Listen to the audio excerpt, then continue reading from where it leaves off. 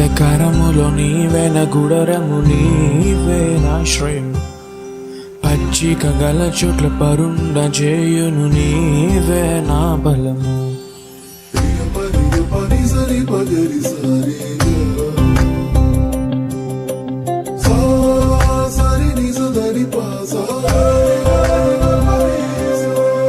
గరంధకారములో నీవేన గుడరము నీవేనాశ్రయము పచ్చిక గల చోట్ల పరుండ చేయును నీవే నా బలము నన్ను విడువని ఎడబాయని వారవు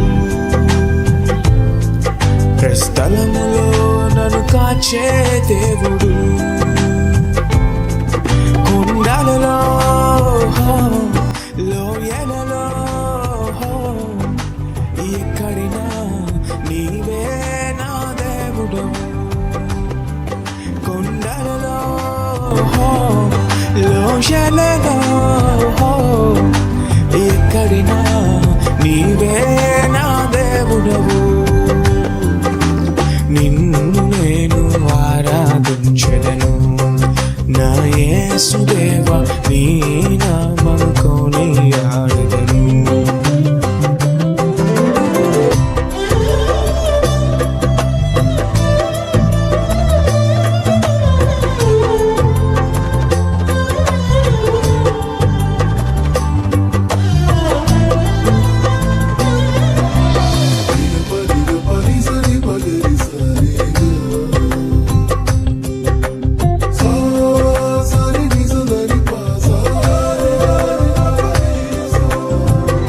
ఈ లోక దృష్టికి అందరూ ఎటు వెళితే అది జనులకు సరి అయిన మార్గం తండ్రిని దృష్టికి ఒంటరినయ్యున్నాను నీవే నా తోడుగా ఉండుటయే నా భాగ్యం ఈ లోకమేమైనాను ఎవరెదిరొచ్చినను ఉన్నవు కాని మునతో ఈ లోకమేమైనాను ఎవరెదిరొచ్చినను ఉన్నవు కాని మునతో ఎడబాయని తండ్రివి కొండలలో లోయలలో ఎక్కడినా నీవే నా దేవుడవు కొండలలో లోయలలో ఎక్కడినా నీవే నా దేవుడవు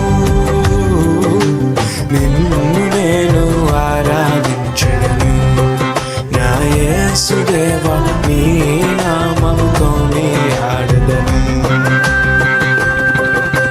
నిన్ను నేను ఆరాధించెదను నా యేసుదేవా నీ నామము కొనియాడెదను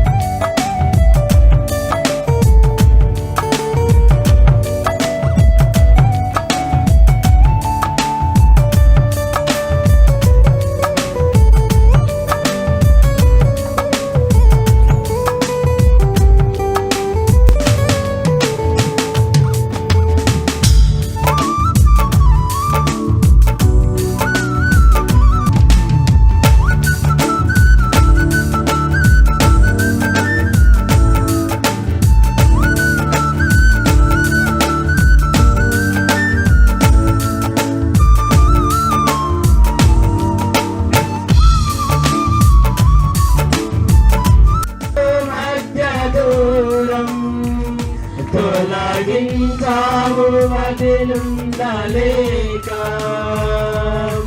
నిన్ను నమ్మినట్లు నేను వేరే ఎవరిని నమ్మలేదయ్యా.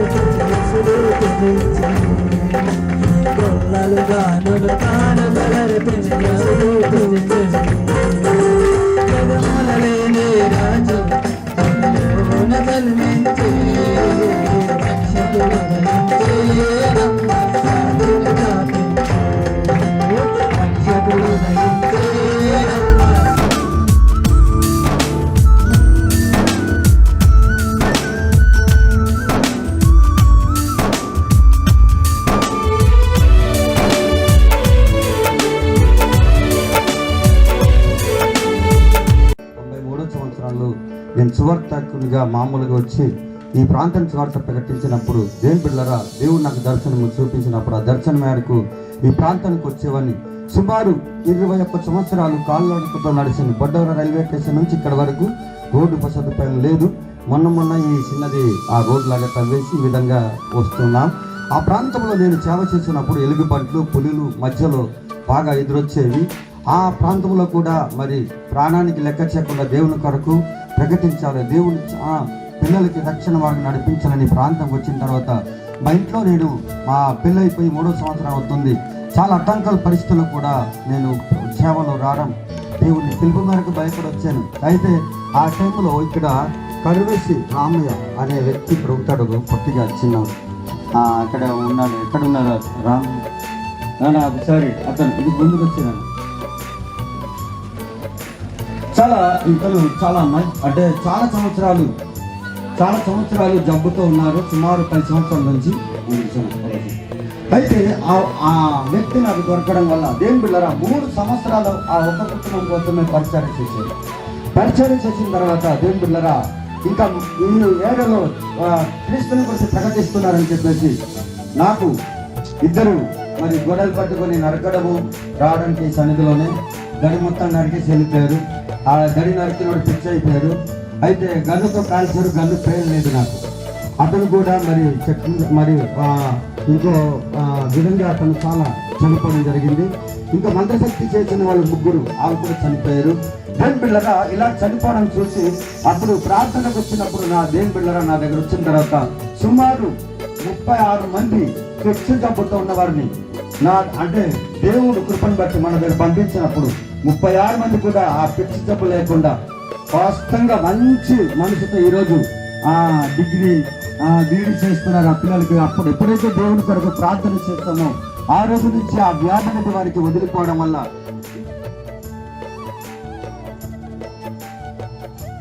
ఈ పరిచర్యల కొరకు మరి ఎక్కువగా కూడా మేము ప్రార్థన చేయడానికి దేవుడిచ్చిన భారంను బట్టి మరొకసారి దేవుని వందనాలు తెలియజేస్తూ ఉంటున్నాను.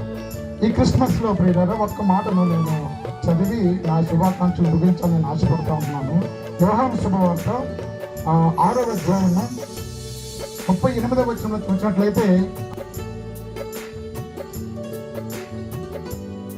కొత్త ఇటువంటి చూడడానికి ఆసక్తితో మీతో కలిసి ఆనందించడానికి ఆసక్తితో వచ్చారు. అందును బట్టి మా యొక్క సభ్యులందరినీ అభినందిస్తూ మిమ్మల్ని కూడా ఎంతో అభినందిస్తూ ఉన్నాను. మనమందరం అభినందించవలసిన వ్యక్తి ఎవరంటే జోసెఫ్ గారు. ఎందుకంటే ఆయన సాక్ష్యం చెప్తూ ఉంటే, ఆయన అనుభవాలు చెప్తూ ఉంటే నాకు కూడా కళ్ళు చెమర్చాయి. 1992వ సంవత్సరంలో మనం ఇప్పుడు రావడానికి ఇబ్బంది పడుతున్నాం. 92వ సంవత్సరంలో కేవలం సువార్త పని మీద మాత్రమే ఇక్కడికి వచ్చి ఈ గ్రామంలో సుమారు 28 గడపలుంటే 28 ఇళ్ళుంటే 28 ఇళ్ళును క్రైస్తవ కుటుంబాలుగా మార్చడానికి నాంది పలికిన వ్యక్తి జోసెఫ్ గారు. అందుచేత జోసెఫ్ గారిని అభినందించాలి మనం అందరం. ఆయన ఇక్కడ పరిచర్య ప్రారంభించారు. 2001 వరకు పరిచర్య చేసి తర్వాత పరిచర్యని ఇప్పుడు పరిచర్య చేస్తున్న ఆయన ఎవరో కాదు, రూబెన్ గారు, జోసెఫ్ గారు తమ్ముడే. తమ్ముడికి తన పరిచర్యనిచ్చి ఇక్కడ నుండి ఇంకొంత దూరం లోపలికి, మీరు ఈ దూరం రావడానికి ఇబ్బంది పడ్డారు. ఇక్కడ నుండి ఎన్ని కిలోమీటర్లు ఉంటుందండి? సుమారుగా 10 కిలోమీటర్లు ఎంత ఉంటుంది అనుకుంటా. 10 కిలోమీటర్ల దూరం మద్దిపాడేనండి అది మద్దిపాడు కురుడి ఆ ప్రాంతాలకు లోపలకు వెళ్ళి ఇప్పుడు పరిచర్య చేస్తున్నారు. కాబట్టి ప్రభునందు ప్రియమైనటువంటి దేవుని బిడ్డలారా, అటువంటి పరిచర్యను చూపించాలని మిమ్మల్ని తీసుకుని వచ్చాను. నేను మీకు ముందుగానే చెప్పాను, మనం అక్కడికి వెళ్ళే సువార్త చేయని అవసరం లేదు, వాళ్ళందరూ రక్షించబడ్డారు. ఇటువంటి పరిచర్యను చూసి మనం ప్రోత్సహించబడాలి.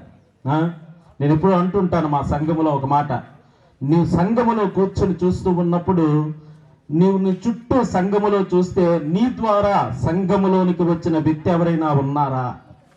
ఎవరూ లేకపోతే పరలోకంలోకి వెళ్ళి ప్రభువా నేను ఈ వ్యక్తిని రక్షించానని చూపించుకోవడానికి మనకి ఏం అర్హత ఉంటుంది చెప్పండి? ఏదో పరలోకం వెళ్ళిపోతాం కానీ నీ ద్వారా ఒక వ్యక్తి రక్షించబడినప్పుడు, ఒక్క వ్యక్తిని కూడా నువ్వు ప్రభు దగ్గరికి తీసుకుని రానప్పుడు ఆ పరలోకంలోనికి వెళ్ళిన మనం సిగ్గుతోటే ఉండాలి, నా ద్వారా ఒక్కళ్ళు కూడా రక్షించబడలేదే అని. మేము ఆసక్తి తగ్గిన వారు ఉంటున్నాం. మీరైతే ఎంతో ఆసక్తిగా ఆయా ప్రాంతాల నుంచి చక్కగా వారి కూడికి వచ్చారు. మాకు ముందే చెప్పారు ఇక్కడ మీటింగ్ జరిగితే ఒక 300-400 మంది పైగా వస్తారని.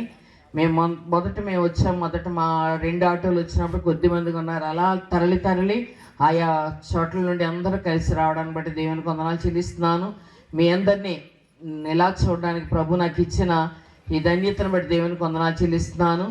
మరి మత్తయి సువార్త 14వ అధ్యాయం 13వ వచనంలో యేసు ప్రభు వారు సంగతి విని దోణి ఎక్కి అరణ్య ప్రాంతానికి కొనుపోబడుతున్నప్పుడు జనులు ఆయన వెంట వచ్చినప్పుడు వారిని చూసి ఆయన ఏం చేశాడండి?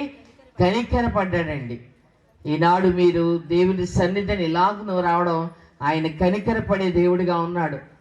అలాగున మిమ్మల్ని అందరినీ ప్రేమిస్తాడు. కనికరపడి వారిని స్వస్థపరిచాడు. కనికరపడి మీ పట్ల గొప్ప కార్యాలు చేయడానికి ఇష్టమైన దేవుడిగా ఉన్నాడు.